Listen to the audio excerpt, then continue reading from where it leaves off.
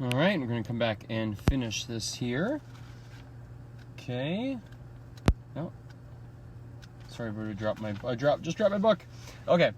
So, what I finished off was the children were slept all day, and they would then wake up again at night.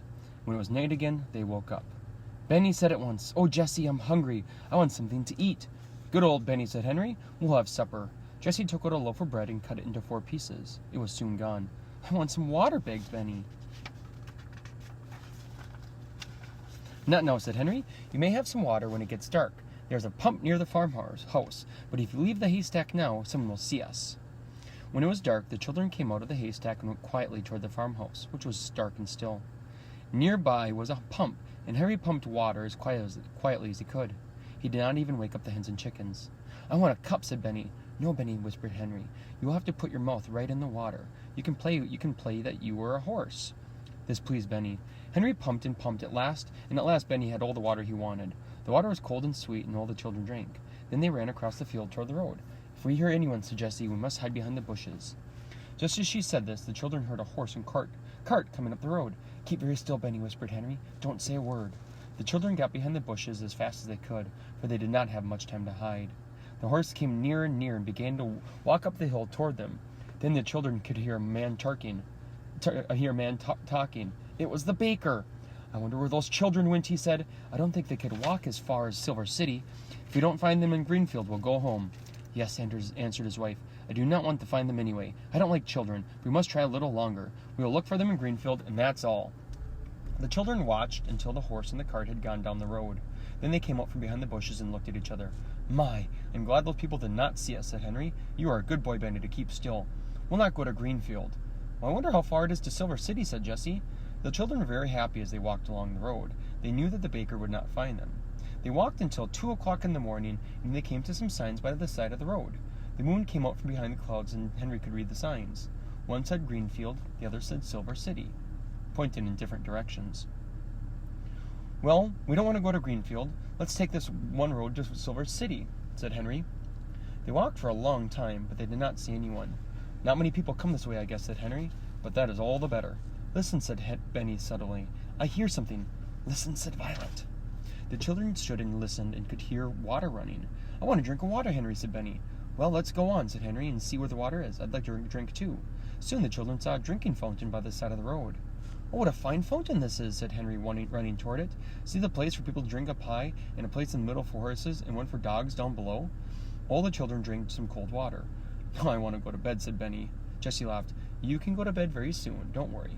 Henry was looking down a little side road, which had grass grown in the middle of it.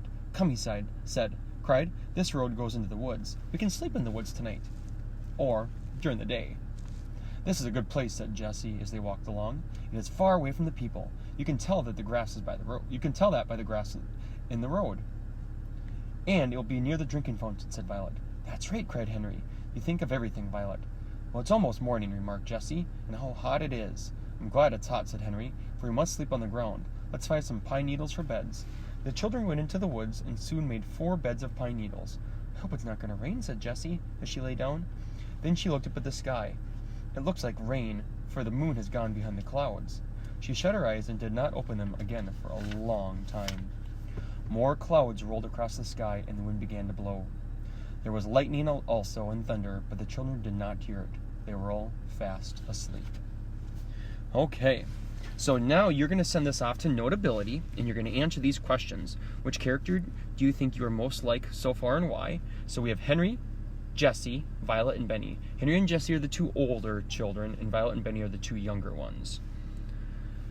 What would you do to help out the rest of the children, and why? So if you were so I want you to imagine that you were one of these characters. What would you try to do to help so far? You know, they're trying to get food, they're trying to find places to sleep, and trying to find safe places to walk, and trying to find water. What would you maybe try to do to help if you were one of them?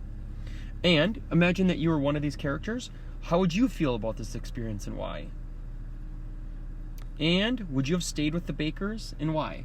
So, you know, they left during the middle of the night because they were getting nervous. Do you think you would have stayed with them instead of leave? So I just want any of your ideas and your thinking there. So you can send it to Notability, and then you can send it back to Schoology. In the other part, when you're done, there's a discussion board here.